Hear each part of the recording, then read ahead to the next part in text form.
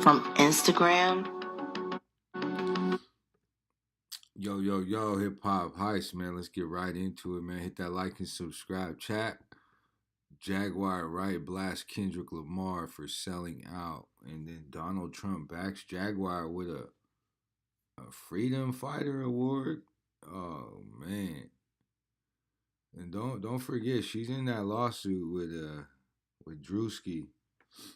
So yeah, let's get right into it though, man. Hip hop heist, like and subscribe. We get into it. Yeah, man. Hit that like and subscribe. Don't forget. Just won a Freedom Fighter Award from the government. You can't tell me something's not getting ready to come down pipelines. Sometimes in order to get what you never had, you got to do what you never done. And here I am. From Instagram to the Defender of Freedom Award. God has spoken. Right. For whatever reason, Trump is his guy. Wait, so they really gave Jaguar the Freedom Fighter Award. But she in a lawsuit with Drew. Guess that means God wanted Trump. So just when we thought Jaguar Wright disappeared or got silenced, news broke that she received the Defender of Freedom Award at Trump's Mar-a-Lago resort. And if that's not wild enough, Jaguar is stirring the pot again with her interviews. And this time, she's going after Kendrick Lamar, claiming he sold his soul when he aligned himself with Jay-Z. And get this, Jaguar claims that Kendrick could be the next to be sacrificed by the industry. Now, as you can imagine, fans are split down the middle about all this. Some are convinced this Trump connection and Jaguar claiming Kendrick sold his soul are proof that Jaguar has been nothing but controlled opposition all along, playing both sides while stirring up chaos. However, others are defending her and saying people just don't get it. They're convinced that Jaguar's on a bigger mission to blow the lid off the entertainment industry's darkest secrets, and that she's only using Trump to get a bigger platform to spread the truth about the industry. And here's where it gets even messier. Apparently, Jaguar didn't vote for either Trump or Kamala Harris. Instead, she backed Dr. Cornel West. And she said that her reason for not supporting Kamala is because too many celebs who endorse Kamala are linked to Diddy's Freak-Off Club. So now it seems Jaguar thinks Trump might be the key to finally getting that infamous Diddy list exposed. So what's really going on here? Is Jaguar making legitimate moves to expose the industry? Or has she gone completely off the deep end? And what exactly did she say about Kendrick supposedly selling his soul? There's a lot to unpack here, so let's dive in and break it down. They're gonna try to sacrifice Kendrick. Don't say that. Don't say that. I do. I'm out here on the West Coast. I'm in California. We can't take that. We already lost. I think they're gonna try to sacrifice Kendrick. Don't say I think that's what the Super Bowl is all about. Oh no. Believe it or not, the government's really out here giving awards to Jaguar Wright, the woman who's been shaking the table for years with her unfiltered takes on the music industry and making expensive allegations about some of the biggest names in the game. Yeah, that Jaguar just received the Defender of Freedom Award from Trump's administration. This all went down on Tuesday, February 18th at Trump's Mar-a-Lago Club in Palm Beach, Florida. The event was hosted by America's Future, and the award was presented by none other than General Michael Flynn, Trump's former national security advisor. America's Future, a nonprofit organization that describes itself as the nation's leader in the fight to preserve American values and ideals, shared the news on their social media platforms and praised Jaguar for her fearless dedication to truth and justice. The organization shared a photo of General Michael Flynn presenting Jaguar with the award, stating, "Jaguar Wright, a voice of truth and courage." And they captioned it, "Tonight, Jaguar Wright was honored with the Defender of Freedom Award, presented by General Michael Flynn in recognition of her fearless dedication to truth and justice. As a bold and unapologetic voice in the fight for transparency and accountability, Jaguar continues to shine a light where others fear to tread." That's crazy. So she definitely getting off from this alleged lawsuit. She got to. If they're watching her like that, She definitely got pardonings in her future. You feel what I'm saying? General Flynn also shared the news on his official X account and wrote, Jaguar Wright is an amazing woman of courage and conviction. America's Future was supremely honored to recently present her a Defender of Freedom Award at the beautiful home of Donald Trump at Mar-a-Lago. Congratulations, Jaguar. But as you can imagine, this news has fans completely divided. On one side, you've got the critics who are dragging Jaguar, saying, I told you so, and calling her a liar, a fraud, and accusing her of selling out by aligning herself with Trump's circle. Basically, they're convinced this award is just more proof that she's been playing everyone from the start. One user on X went off on Jaguar saying, I knew Jaguar Wright was full of ish when she made Trump out to be a victim and Kamala to be some kind of evil. Got all the sympathy for an adjudicated rapist, but contempt for the woman who made a living locking up rapists. Then she wanted to talk about Diddy's victims. And then someone else agrees, writing, you're 100% correct. I follow Jag's ignorant commentary from time to time, and she was very pro-Trump back in August, September, October, November. She'd have 1 to 2 hour rant sessions about Harris and recommended that we vote for Dr. West. Her receiving this award confirms my suspicions. Some people are also saying that Jaguar being in cahoots with Trump proves that she was used by the right wing to spread conspiracies about black celebrities and discredit them, especially those who publicly endorse Kamala Harris, like Jay-Z and Beyonce. However, Jaguar's loyal supporters are riding hard for her, and they're still convinced that she's 10 steps ahead of the game. They're saying Jaguar knows exactly what she's doing, and that cozying up to Trump's circle could be part of a bigger plan to expose the industry from the inside out. And Jaguar herself kind of hinted at this when she talked about the elections during her appearance on Real Life Productions back in November. Jaguar even made some wild claims about how Trump was chosen by God, and while she didn't vote for him and instead endorsed Dr. Cornel West, Hey, shout out Dr. Cornel West, man. she still thought Kamala was a worse choice than Trump. Jaguar then brought up how a lot of celebrities who endorsed Kamala were close to Diddy, and she hinted that Trump could be the one to expose the rumored Epstein and Diddy lists. I said, what I said? It's gotta be Trump. That's crazy. Right. He's the only one telling the truth. Right. So, would you classify yourself as a Trump supporter? I classify myself as a believer and an avid follower of the Word of God. Right. God has spoken. Right. For whatever reason, Trump is his God. And guess what? They say God works in mysterious ways. Right. Nothing happens unless God permits it to happen. I guess that means God wanted Trump. Right. And considering on the other side, everybody that was endorsing that candidate is an alleged freak-off attendee. That part is crazy. Yeah, that part. I don't see how God was rocking with that. Nah, everybody that is alleged like around Diddy voted for Kamala Harris, man. And that part is crazy. Let's look that shit up. Diddy homies that voted, that backed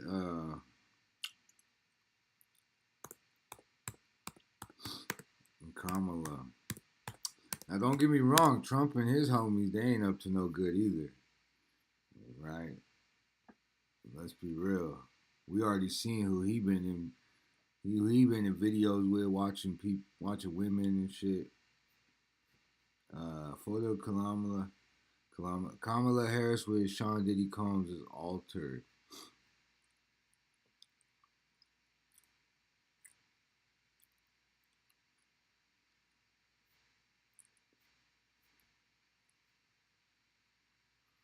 The truth behind viral photo.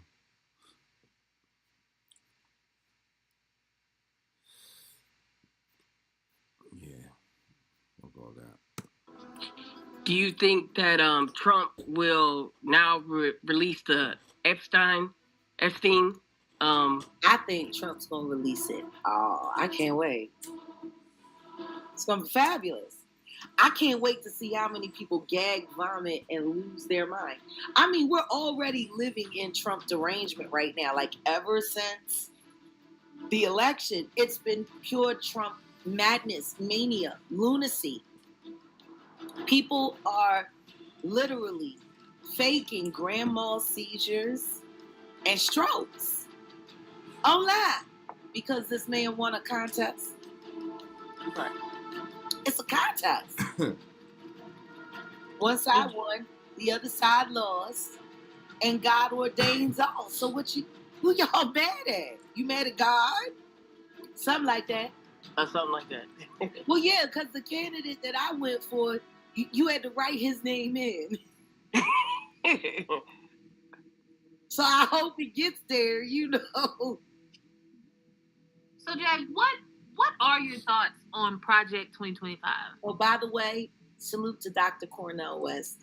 However, there's been a lot of speculation that Trump himself might be on one of those tapes, especially since there are receipts of him hanging out with both Epstein and Diddy. Working for Diddy for 6 years trained me to have to be perfect. Working for Diddy. Absolutely. I love Diddy. Hi, Nizzle. You know, he's a good friend of mine. He's a good guy. He expects- Is he a good guy? I don't want to answer that question. Oh, wow. I think he's a good guy. I'm going to stick up for him. Oh, I've never seen that. That's crazy. That's the Aubrey girl from the band that they made, Danity Kane. Boom. That's crazy. I never seen that. She said, I can't say if he's a good guy or not. That's crazy. Because allegedly, I mean, I think he did some weird shit with her when she was young. Let's be real. I mean, I don't know that 100%, but I'm saying, like, he did something to them women. And to the other, bro. This is crazy. I don't want to answer that question. Oh, wow. I think he's a good guy. I'm going to stick up for him. All right. Now, as for Jaguar, she didn't want to say whether she believes Trump could be on one of those freak-off tapes. However, Jaguar said if such a tape does exist, it won't see the light of day. There's a young woman by the name of Andrea right now doing interviews, suggesting that she was tipped off by someone with inside the feds who said they saw her on some of the evidence seized. They said she was sedated, and they said she was being essayed by multiple men at the same time, which we know is called a train. And she tried to elude that allegedly our 47th president-elect was involved somehow. Do I know if that's true or not? I do not know. But I tell you what I do know. If they try to attach Trump to any of this freak-out foolishness, they are as good as dead anyway. So, as always, Jaguar is speaking in riddles and contradicting herself. And while some fans are dismissing her, saying she's either crazy or paid to act crazy, others are still sticking up for her, and they're thrilled about this award she just received from Trump. However, this Defender of Freedom award isn't the only reason Jaguar is back in the headlines, and now she's also stirring up fresh drama with her recent comments about Kendrick Lamar. But as always, Jaguar's main target remains Jay-Z. So according to Jaguar, the whole Kendrick versus Drake battle was orchestrated from the jump, and she even went as far as to compare it to the Tupac versus Biggie beef. I tell you one thing, it's been almost 30 years since Biggie and Tupac were taken from us. That was social engineering at its finest. It got people in line, didn't it? Got a question. Now you think about Drake right now, and you think about Kendrick Lamar. That's looking about the same as Biggie, Kendrick. Biggie, Kendrick, Tupac. She's saying, yeah. Drake. Think about the comparisons. That's crazy, actually. Imagine. Be a gangster playing. Imagine Comparisons. if the same fate that befell Biggie and Tupac happened to Drake and Kendrick. Just And imagine. as messy as Drake is right now, I can almost bet that there's somebody that wants to turn his faucet off. But that's not all. Jaguar it's not his faucet, his TV, buddy. Come on. Turn his TV off. claimed that Jay-Z has secret financial ties to Top Dog Entertainment, Kendrick's former label. And according to her, Jay was allegedly pulling strings behind the scenes to profit off the chaos. Jaguar then alleged that Jay used the situation with Kendrick and Drake to assert his dominance in the industry and distract everyone from his connection to Diddy. Now everybody knows in the backdrop, Sean Carter, that you promised the South that the next time the Super Bowl came through, it would be a Louisiana affair. And then when Diddy goes and gets into trouble and you need to convince the white people you're still in control, you bring Kendrick Lamar. We already know you. I don't get none of that rhetoric. I don't get none of that. But we'll let her speak. What y'all up to out there today, man? Hit that like and subscribe, man. Seems like Jag sold her soul to get that award. Right. Come on. What the, like, Kendrick ain't sell out. How could he sell out? For the way he embarrassed you on Don't Kill My Vibe, the remix. But we also know you got remix. To Diddy. Now everybody knows in the backdrop, Sean Carter, that you promised the South that the next time the Super Bowl came through, it would be a Louisiana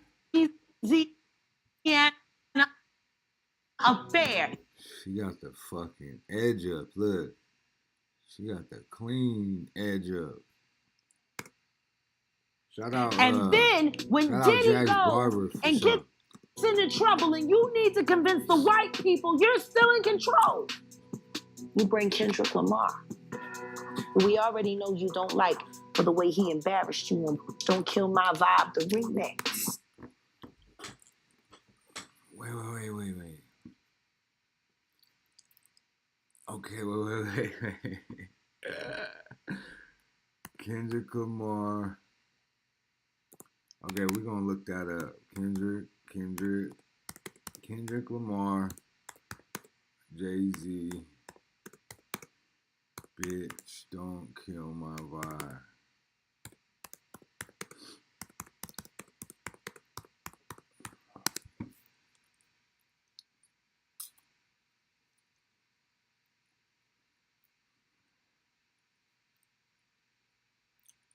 Oh, on the remix? Okay.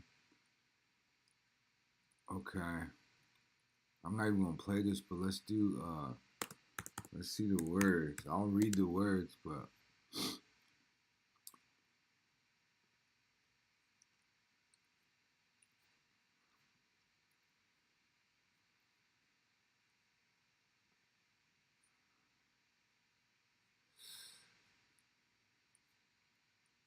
let's see where Jay-Z goes.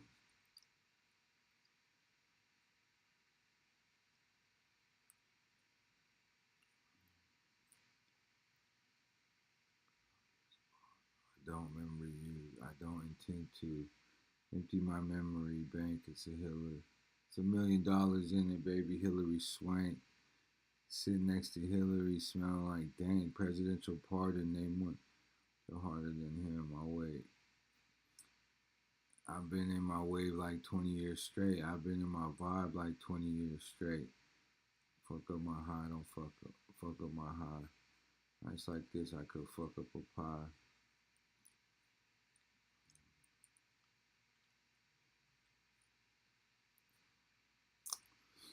Nah, we want Jay-Z verse.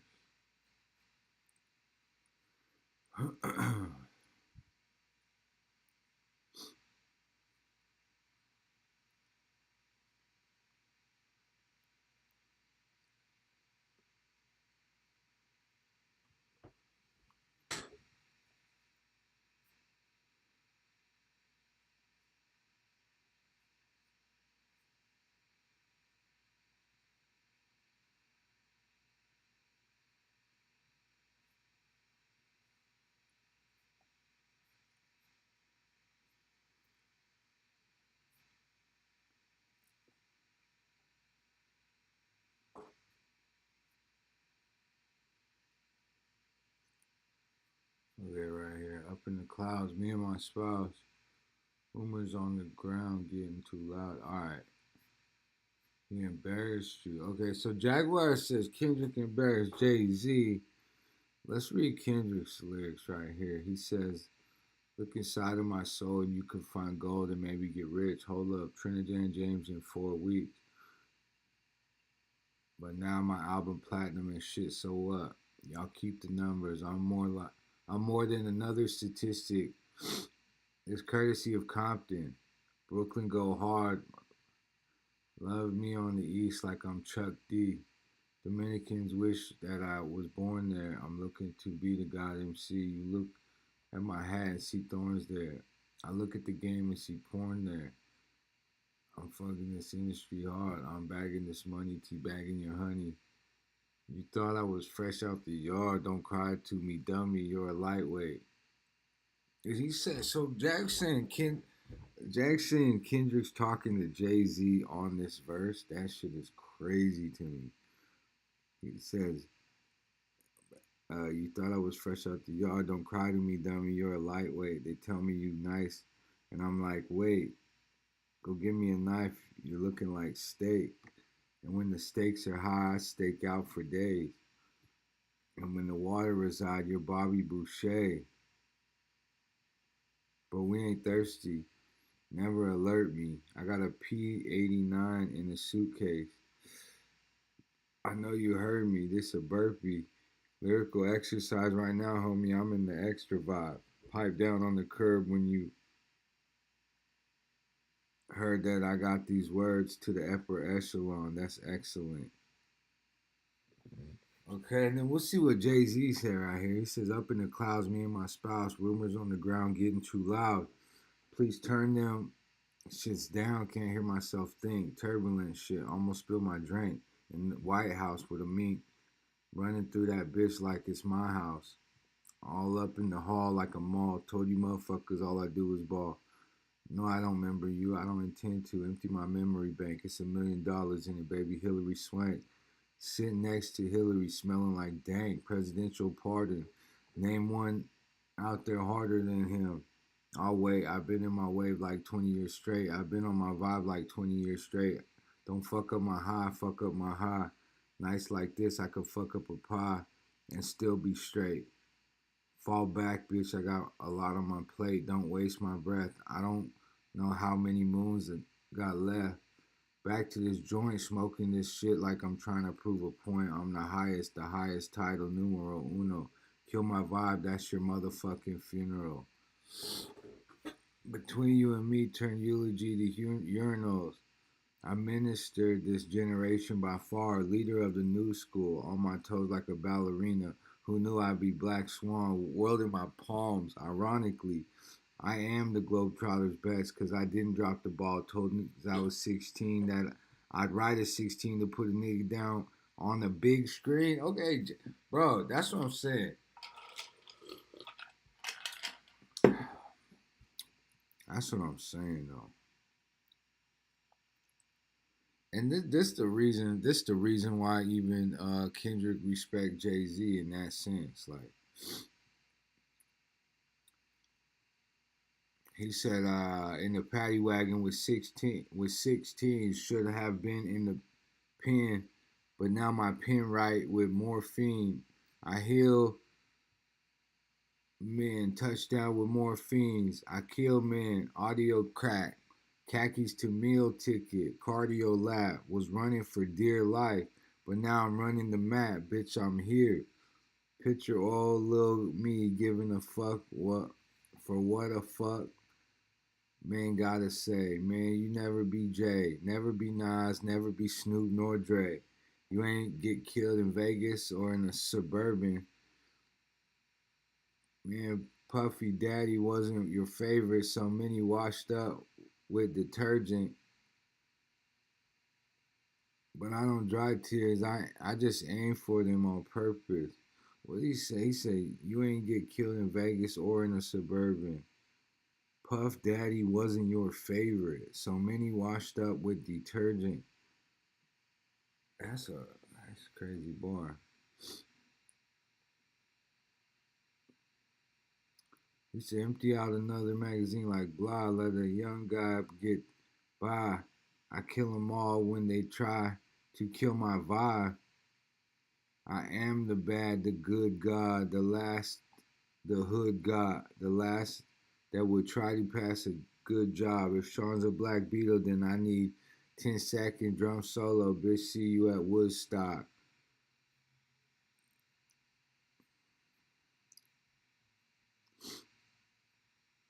That's crazy.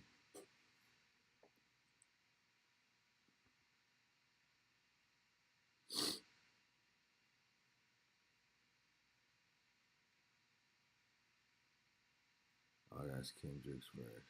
I'm burnt. So yeah, that's crazy. I want to know what the fuck Jag meant right here. But we also know you got ties. No, don't start. Let's buy K. I really don't know her play on this one, but her rocking with President Felon for the money is very distasteful. SMH. Ooh. Let's see what we got here. Hercules. Sad that she has aligned herself with the devil. God damn. Metalworking tasks. Hercules goes toe-to-toe with the big brand. Easy, Hercules. Nah, we just learning shit, man. We just watching shit and learning shit, bro. That's it. We ain't really attached to none of this. But hit that like and subscribe, man. Bring Kendrick Lamar. Yeah, We already know you don't like for the way he embarrassed you on Don't Kill My Vibe, the remix. But we also know you got ties in TDE, Sean Carter, and you got a switch on top. Whoa. What? I know that. I know that for a fact. Just like why you keep having artists that want to jump off of high places. Shout out to App Soul. Whoa.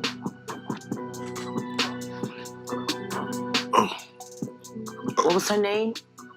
Alori Joe? That woman threw herself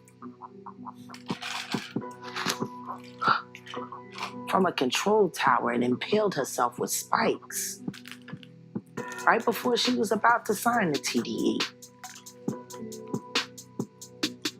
And her fiance, Ab Soul, threw himself off the freeway. I'm gonna go back to that Kendrick. Out of grief. And some fans are dismissing her. She said Kendrick embarrassed Jay-Z on a verse. I don't see that. I think they both got their verses off. You know what I mean?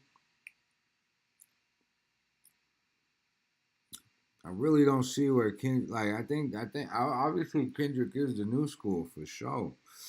But I feel like they went back and forth. It was more like a veteran and the new, and Kendrick is a veteran. Don't get me wrong. Let's be real. Kendrick is like he in there.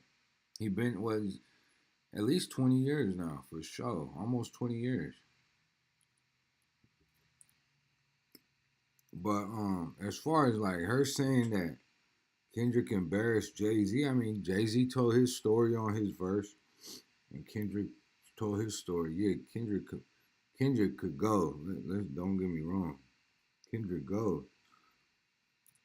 I feel like Jay-Z knows that. I feel like Jay-Z understands that Kendrick is that new. The hell is this? That's crazy.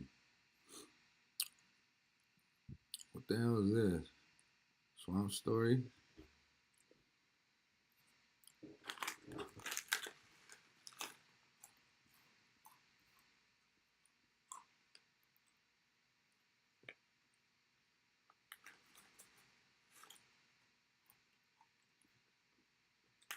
The Delta is by far America's most dangerous region. Dirt poverty, humid weather, mosquitoes, corroded infrastructure, disease rates, and don't get me started on the crime. The region stretches from Louisiana to Mississippi, Alabama, and kind of up to western Tennessee. And if you're unfamiliar with the area, it holds by far the highest poverty rates and violent crime rates in the country. Like, it's exponentially more dangerous here than anywhere else you could go. The cities really speak for themselves. I mean, Baton Rouge, New Orleans, Jackson, Mobile, Birmingham, Shreveport, and most importantly, the largest city of them all, Memphis, Tennessee. This is a place where if you haven't been, you truly have no idea. And it's like too much going on. And I just can't. The last week has felt like an eternity for a Memphis woman. My kids can't even go outside no more. A simple act this mother no longer takes for granted after she and her uncle were shot outside of her home on Eldridge Avenue. This all stemmed from an argument at the B52 market where a man allegedly threatened to kill her after she confronted him about her child. She says the man then followed her home and opened fire. Charges for the deadly crime spree in Memphis during Super Bowl Sunday. Cordarian Kraft was indicted on 48 counts, including first-degree murder and aggravated assault. During the crime spree, Kraft shot and killed one man, hurt two women and two other people. That week, Kraft had been out on $100,000 for being accused in a separate robbing and shooting this past November. The violence is absolutely out of control. 2024, San Francisco had 30 homicides. Now, this is a city of 880,000 people. Memphis is 857 homicides in the same exact period. This gives Memphis a homicide rate nearly 3 times higher than Chicago, 9 higher than Los Angeles. But let me just tell you that it wasn't always this way. At one point, Memphis was a thriving middle-class city. A city known for rock and roll, blues, barbecue, a massive military training base, and for being a trading hub along the Mississippi River. It was also a major factor in the civil rights movement, which in a twisted way would be the beginning of its downfall. As the strive for equality continued to succeed in the 1960s, the white population of Memphis left with a quickness like never seen before. In fact, the city of Memphis went from 91% white in 1960 down to just 24% white in 1990. Now, why exactly does this matter? Well, it's not because of race. It's because anytime a huge population leaves, tax revenue falls, school closed, police are laid off, companies start spiraling today. If you go around, you'll see abandoned houses everywhere, lack of jobs, rundown schools, and definitely a severe lack of policing. In fact, in 2020, still 41% of voters, and that's compared to 65% nationally. So yeah, it's an extremely even hard to get out of, as you see. In the city, simply being successful will make you a target, and where your own friends will eliminate you out of pure jealousy. Zero structure, zero rules, no big homies, just all pure chaos. Welcome to the war in Memphis. But before we get into it, let me finally run the intro.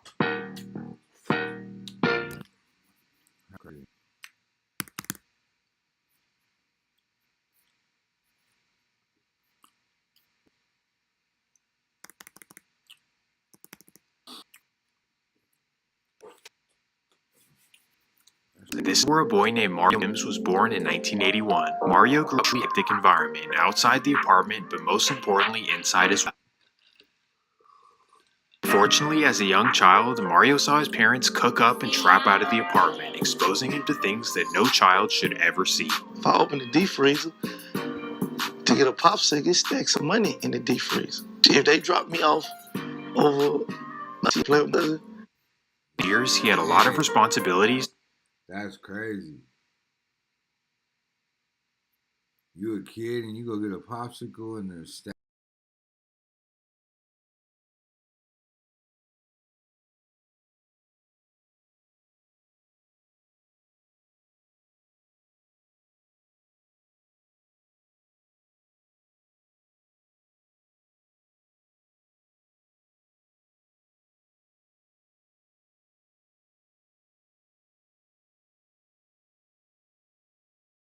That's different, bro.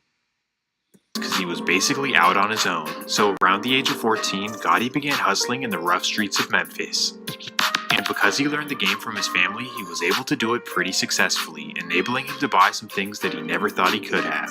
For him, it was a Mustang GT on Dayton's and a bunch of fresh clothes. That's all that really mattered. But Mario knew that he didn't want to be a criminal forever. In fact, he had much bigger dreams for his life.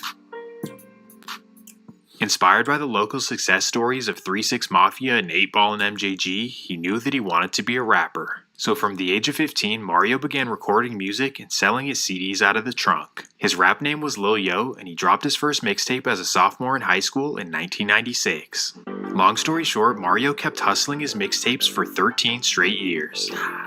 To put it simply, he just never gave up, as he finally cracked his way into the industry in 2009. With songs like 5 Star and Women Lie, Men Lie featuring Lil Wayne, he was becoming a household name. But being a 30-plus-year-old brand, he knew he couldn't rap forever, so he shifted into being a lot. So in 2012, he and his label CG for Weekend, he was already on Hero Memphis. He signed talent, take careers to the next level. However, CG was off a slow start. The first 2 years, nobody signed to Gotti. Just wasn't logical talent or interest to sign to an artist like Yo Gotti. Cause, no disrespect, but how would you sign to Yo Gotti when you can sign to literally anyone else? But as we know, Gotti is distant, and just like his rap career, he was willing to be patient until he found it. Well, that takes us to 2014, when Gotti finds perfect protege to sign. We now south of Memphis, specifically the notorious Castalia Heights neighborhood. A band houses roaches, stop club. First named Dolphin was so wide. He was actually in Chicago. You know anybody? You know that Chicago's grandparents come from Memphis or Mississippi. Well, just like Yo Gotti were in the house, so they sent him to live with their grandma while they did the street stuff in Chicago. They feared that they didn't want him exposed to their lifestyle. And while small straight bride stirred, with Castalia was just as bad as Chicago and probably. Granny got the chain on. She in the private jet too. She on the E-way for sure. Keep him sheltered, his neighbor at the bottom, and because of this, his grandma did her absolute best to make sure he was disciplined. My grandma was she was little, she one of them little bitty ladies, you know what I'm saying? Then she older, but man, I don't know. It ain't it's like, nah, it ain't even about the ass whoop. She would do that when I was little, but she still had this fear that made me fear her even when I was.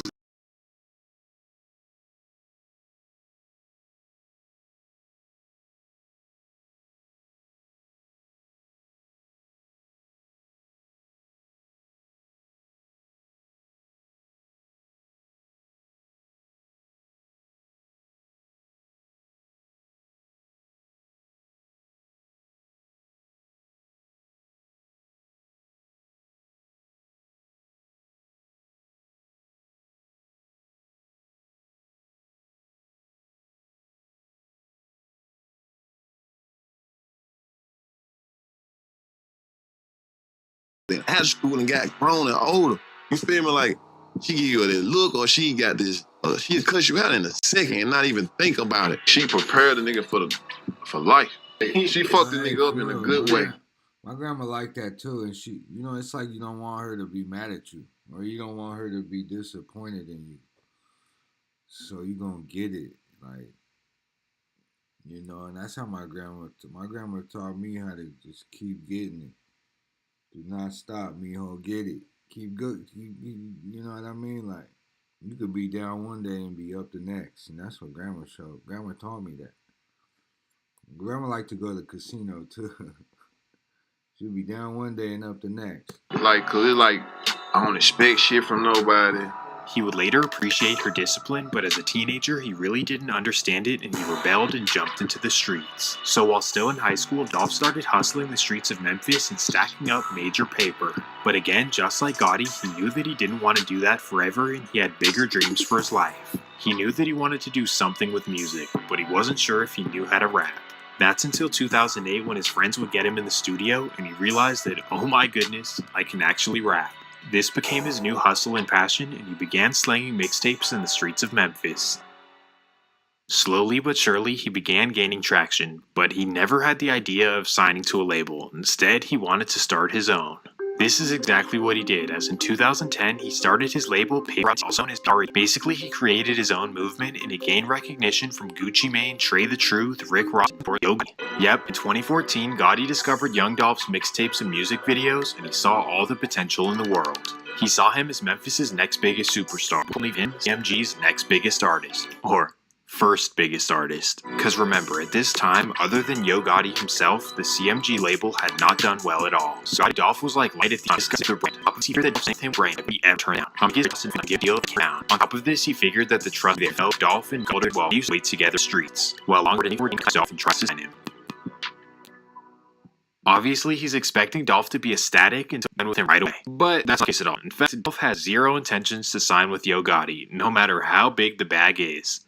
It truly was nothing personal. Dolph just wanted to sign to a band. He wanted to be his own boss. So he respectfully declined Gotti's offer. No feelings, just business is business. Now this makes perfect sense, right? Well, it's not that simple. And here's how everything went out. It's the summer of 2014, just a couple months removed from DOLPH turning down Gotti's offer. Well, this is when DOLPH makes the shocking decision to sign with a small upcoming label in San Francisco. This would of course be markets and distributes for a percentage of the revenue. It's a very smart deal for a self-motivated hustler like DOLPH, cause you don't have a label breathing on your back or holding back anything you do. But regardless, this is not what's important for the story. What's important is how Yo Gotti felt about it. Now, regardless of specifics, let's put ourselves in Yo Gotti's shoes. You told me as a man that the reason you turned down my deal is because you don't want to sign a deal at all. And then just a couple months later, you go and sign a record deal. So pretty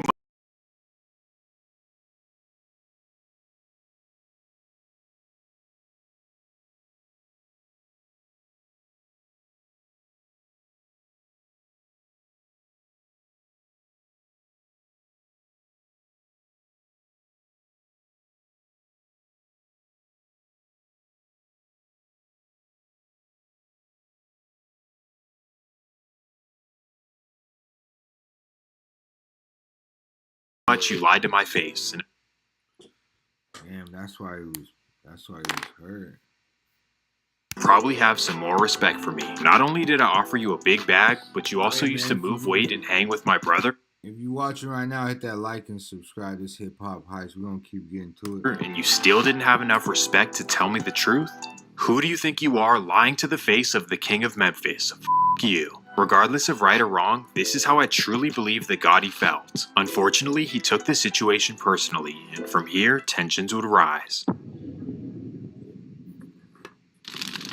He dropped songs like Credit Get Paid, and his mixtapes were doing pretty well as well. DOLPH becomes somewhat of a household name by winning only to the fans. Now, the situation could very well be deeper than this, but from the outside looking in, it was just a business disagreement that turned sour. Well, regardless, DOLPH started getting tired of the subliminals and negative energy from Gotti's camp,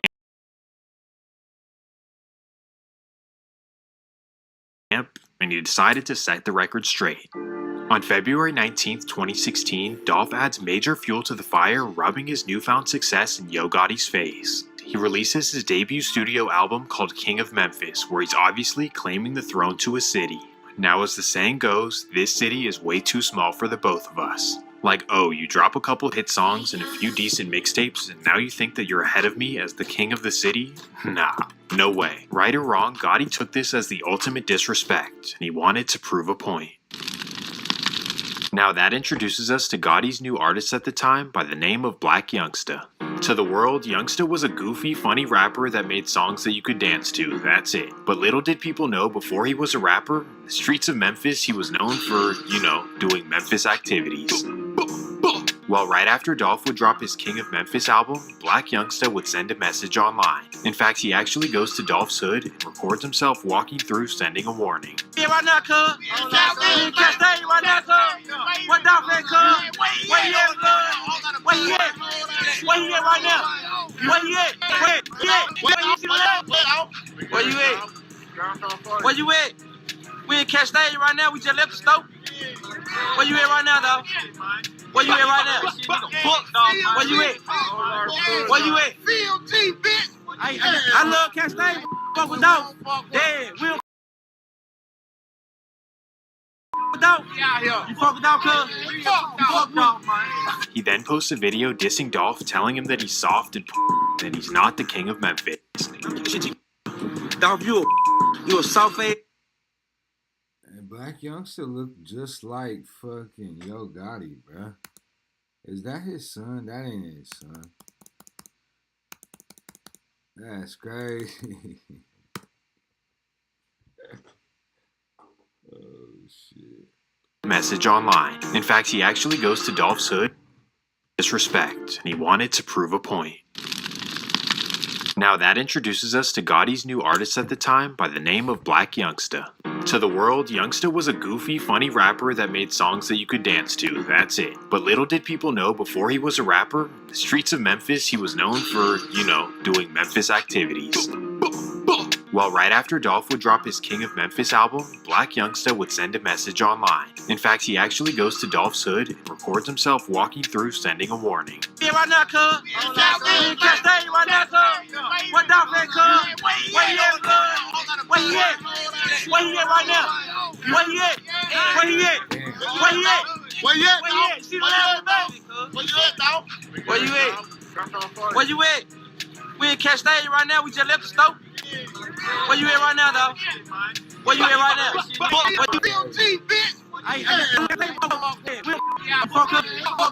That's a video self telling often that he's not the king of fit. If you got a problem, say you got a problem. Shake ass. Ain't no motherfucking mention, and he really laughed at it and didn't take it seriously. Now you already made your hand against attention. You see what I'm saying? Right. It's funny to me. But on top of this, there's a main reason They on your block. That's crazy.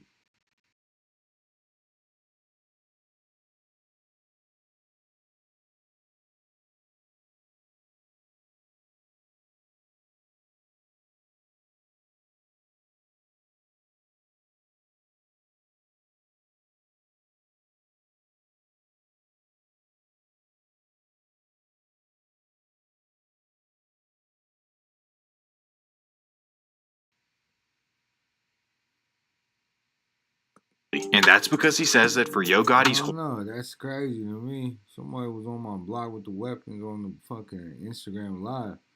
I'd be heated. I'd be serious. I would be taking that shit serious. whole career, he's dissed people and tried to start beefs just to get popular. So in his mind, it's like, well, I'm just another victim of Yo Gotti's clout chasing. How do you get it for? How do Yo Gotti get pop and get some attention?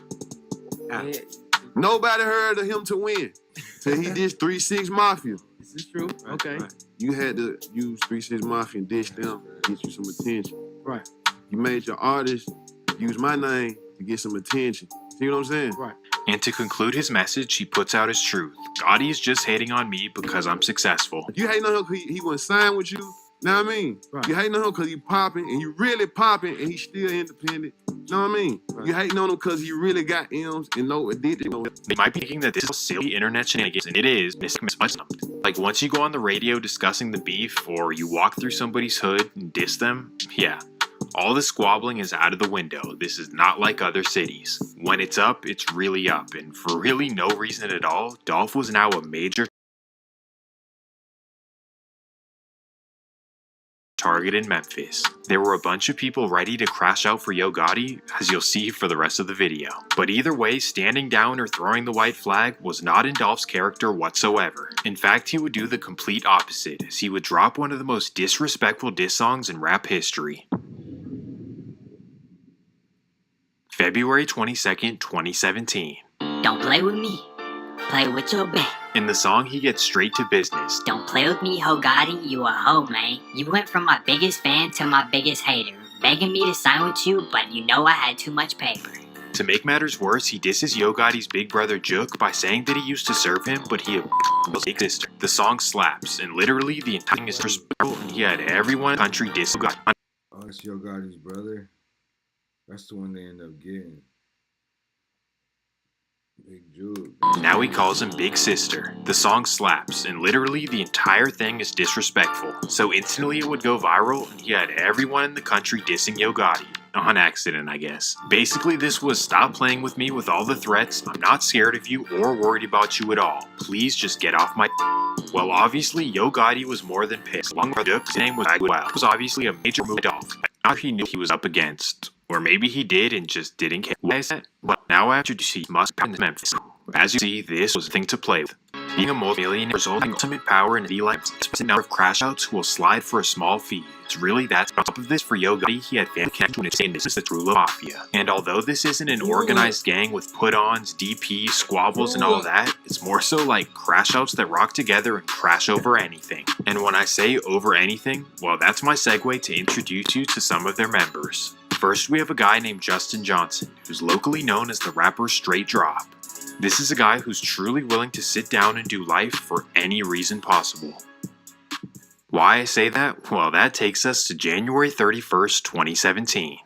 It's a regular Tuesday night in Memphis, and Straight Drop takes his girlfriend out to a bowling alley in East Memphis. So at 8 p.m., the couple head off to Hardwick Lanes and get to bowling together. As they're bowling, Straight Drop somehow gets into an argument with the couple in the lane right next to them. And boom, just like that, they start throwing hands while their feet are slipping everywhere. After the security separates them, Straight Drop puts his hands up and walks out of the bowling alley, as if he's showing mercy, I don't want any problems. But little does everyone know, he has other plans. As he walks to his car, he tells his girl to hop in the driver's seat and pull around in 2 minutes. He then grabs a chopper out of his trunk, cocks it, and walks right back to the bowling alley. There, he sees the couple that he fought right outside, and sadly, without hesitation, he straight drops on them.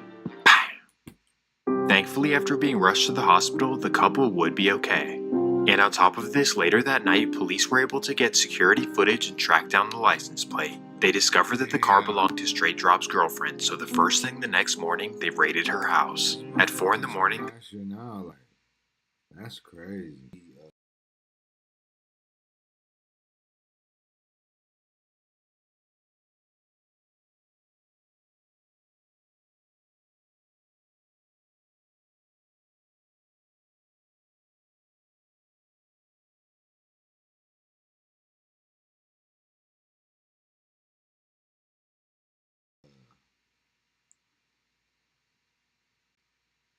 It's like about that life, you know what I mean? Like, that shit it's like a fucking, like a ripple effect.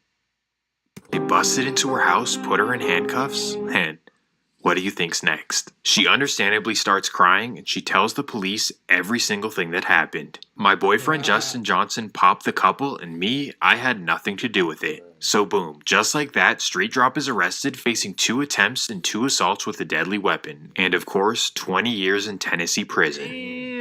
Now you might be wondering what was the point of this story, but trust me, Straight Drop will be very important later on. Oh, and so will his best friend named Cornelius Smith. This guy's got a track record longer than Jason Love.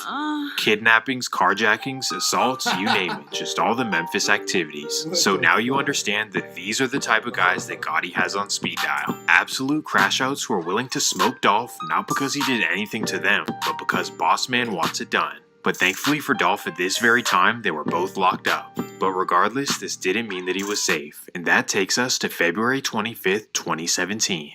It's the annual CIAA basketball tournament in Charlotte, North Carolina. And if you're unfamiliar, the tournament is a tradition where the historically black schools compete for a trophy. While Dolph is in town to support the tournament and of course to perform at 2 parties as well. The first of which is an outdoor day party in Charlotte's 4th Ward. So Dolph performs at 5 p.m, everything goes well, and once he's done, he collects his money and heads off to his next booking. Or at least that's his intention. 6:30 p.m. Dolph and his crew hop in a black Escalade and head down College Street to 8th Street. That's when a car gets right up behind them. Rolls and they're blowing at the aid. After a 100 shot, the Escalade car looking at the screw are definitely goners. But the Escalade 100% bulletproof and not a single round pierced through. But regardless, when it's guaranteed. Oh, think about that. That's where the 100 shot shit comes from. Bro.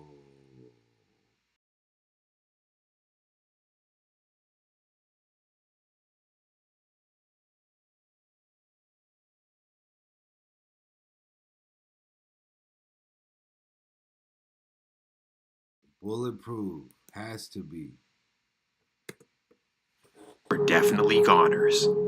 But little do they know, the Escalade is 100% bulletproof and not a single round pierced through. But regardless, this was definitely a scary incident and a wake-up call to how serious Dolph's beef was. His rivals want him dead so bad that they're willing to send hitters his way in completely different states. 100+ shots is what you call overkill, and definitely was a statement being made. If he wasn't before, Dolph was now aware of the level of danger ahead. Except he really didn't seem to care. At all. Why I say this? Well, because right after getting lit up 100 times, he still went on to perform at his later show. Even a day party. I was leaving a day party.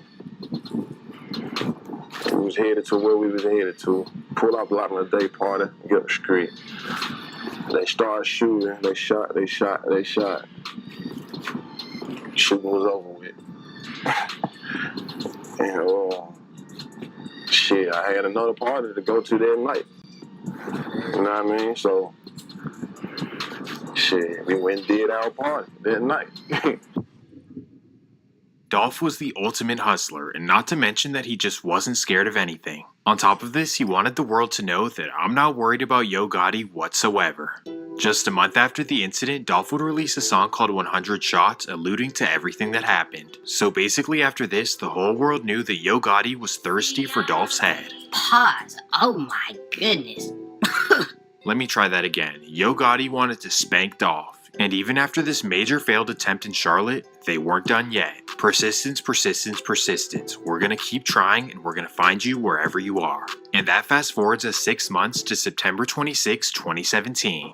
It's a Tuesday afternoon in Los Angeles and young Dolph arrives in town for a show on Thursday. He lands around 2 p.m. and takes a limo with his crew to Hollywood where he checks into the Lowe's Hotel. Shortly after checking in, he figures why not go outside and do some shopping. So by himself with no worries, he walks down to Shoe Palace on Hollywood Boulevard. As he's approaching the store, a gold Escalade is creeping up behind him. That's when 2 men spot Dolph, hop out of the Escalade, and run him down. Bang! They pop him up, run back to the car, and then speed away. Tells them to call an ambulance.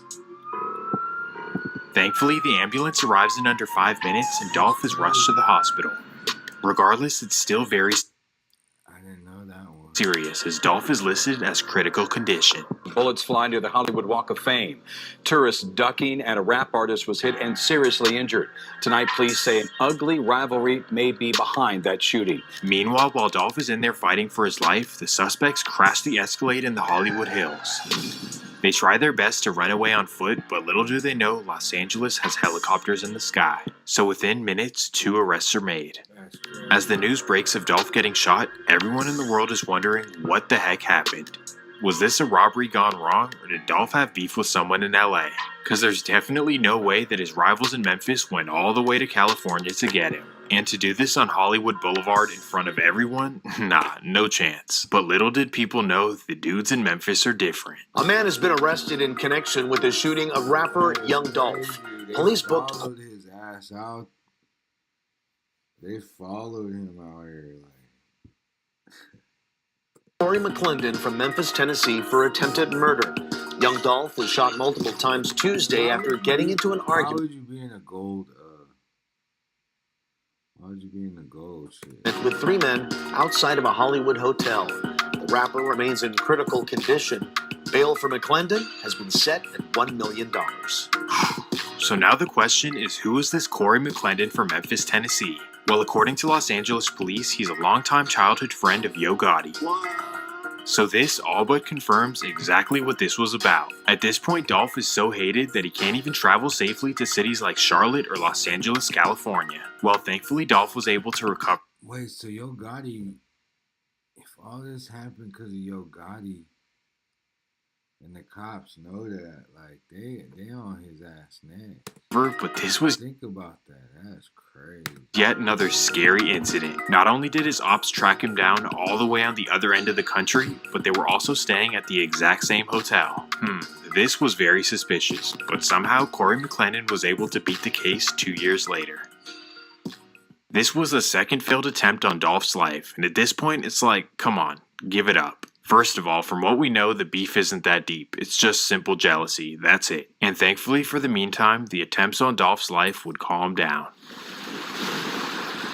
Just peace, prosperity, and elevation for Dolph's life. For the next few years, the CMG side was focused on building up their record label, and Dolph was turning into a global star. Both sides were absolutely thriving and definitely putting on for Memphis. So because of this, there was really no need to beef at all. It even got to the point that Dolph started rolling around Memphis by himself in his flashy cars. The bottom line is that after the Los Angeles shooting, it was a very good 4 years for both sides. So in everyone's minds by 2021, the beef is pretty much a memory.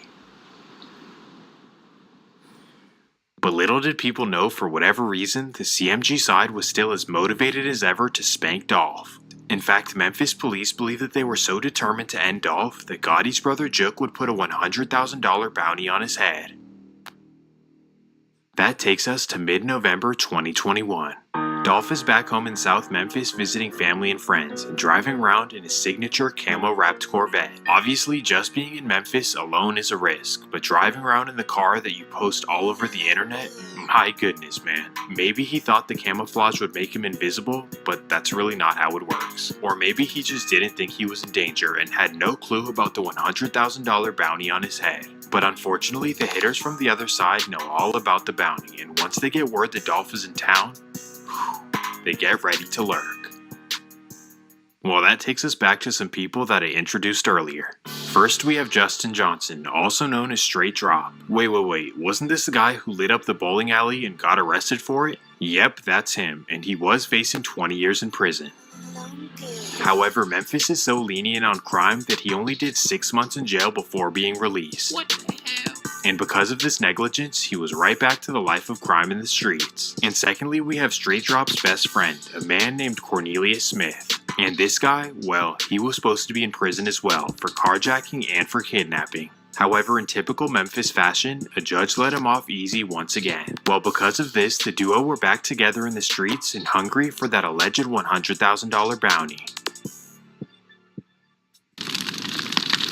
While Dolph is casually riding around Memphis in his Corvette, these two are riding around looking for him. And that takes us to November 17th, 2021, 12:15 p.m.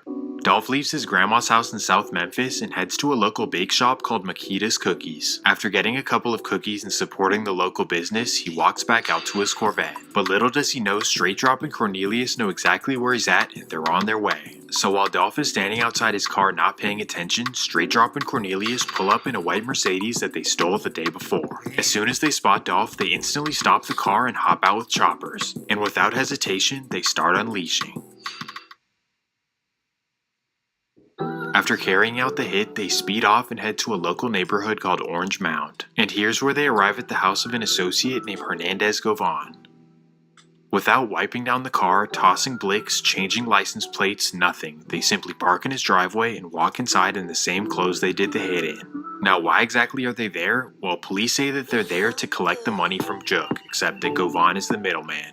So they inform him that they completed the job and they discuss where the payment will come from. They end up agreeing that Cornelius will get $45,000, Straight Drop will get $45,000, and Govan's cut is $10,000. Now, to me, this is ridiculous. The risk involved in only getting $45,000 and then $10,000 for Govan? No way.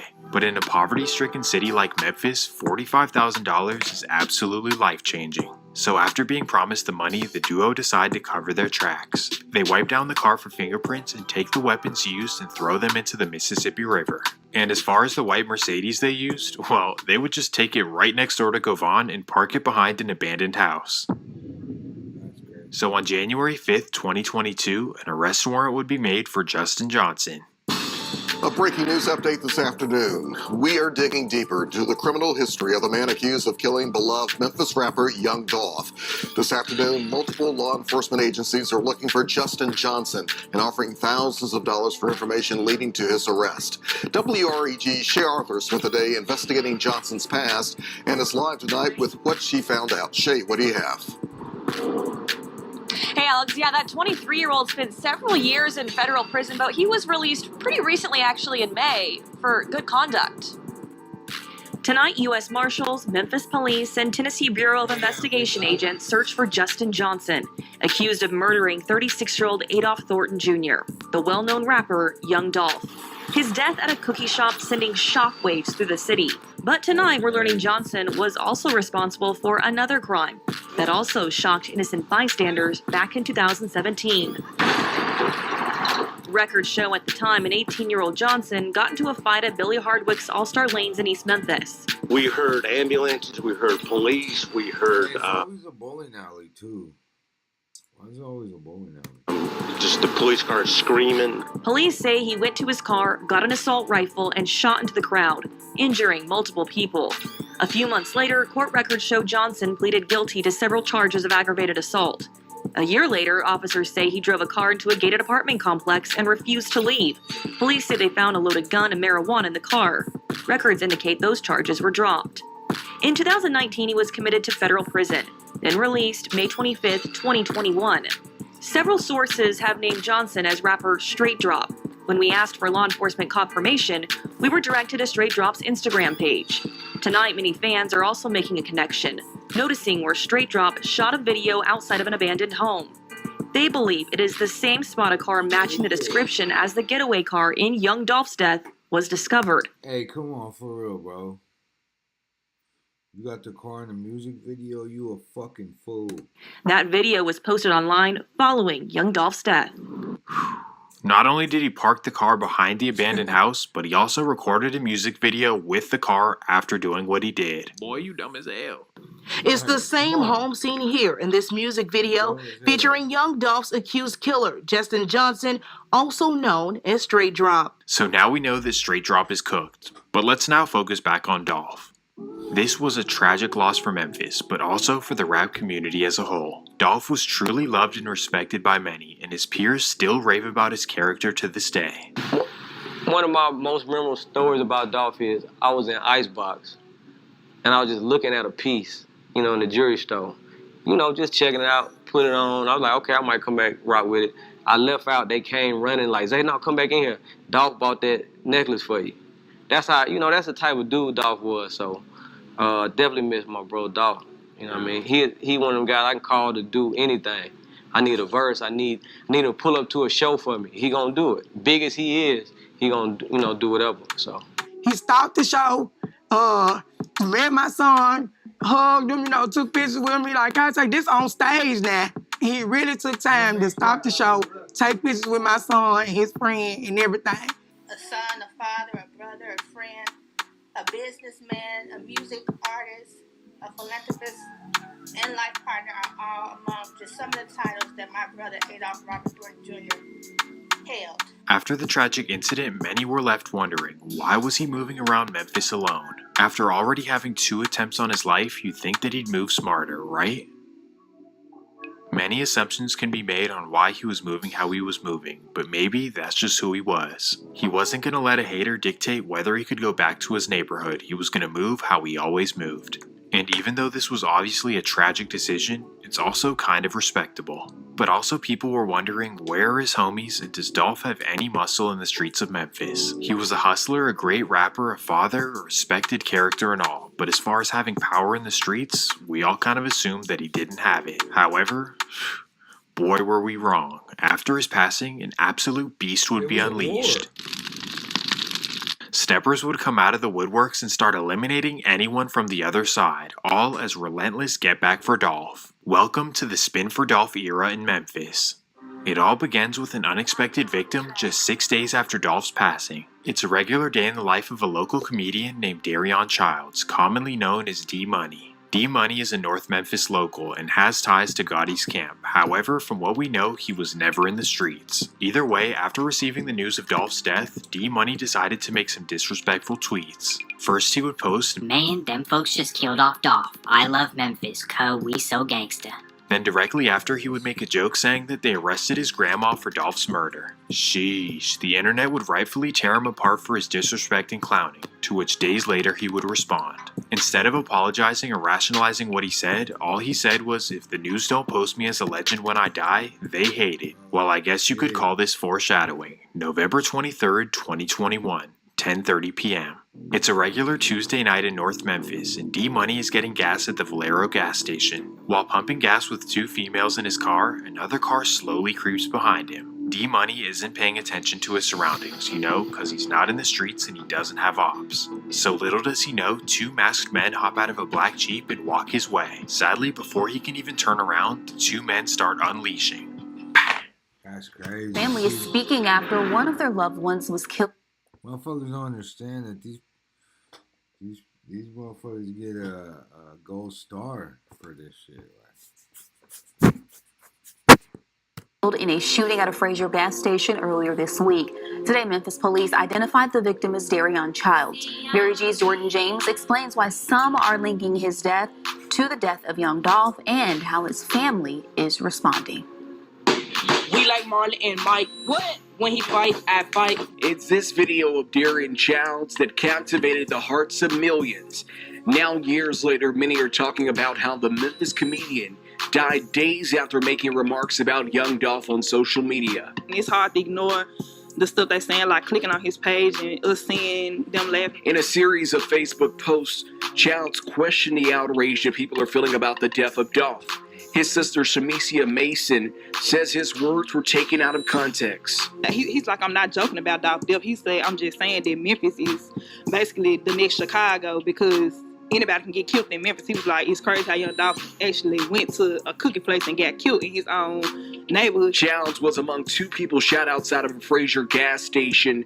Surveillance video shows someone walking up to the vehicle he was in and firing several rounds. Regardless if D-Money's tweets were intended to be disrespectful or not, what happened to him was definitely a message to Memphis. Whether or not you had something to do with Dolph's passing, if you're on that side and clowning Dolph's death, we're coming to get you. This sent a serious precedent. After this, the city knew what was up behind Dolph, coming for any and anyone, and because they now couldn't get to straight drop, they wanted to get the person closest to him.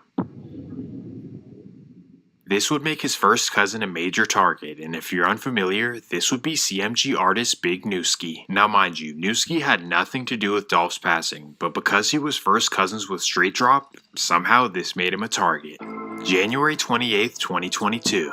It's an exciting day for Newski and his cousin and fellow rapper named Big 30 as they're set to perform at their former high school. Well, Newski and Big 30 pull up to the school, perform in front of the students, and it's a good old time. The students go crazy and the rappers feel like kings. It's all good vibes all around.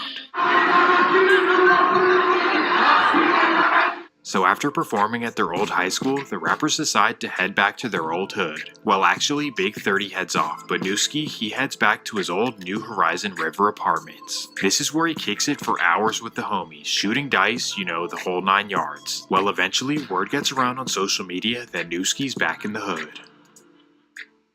Unfortunately, this is bad news, as the Slide for Dolph steppers are starting to get hungry. 7 p.m. While Newski is posted up in front of the apartments, a silver Kia creeps up front. Then out of nowhere, two men in masks hop out with choppers and start airing out the apartments. Sadly, Newski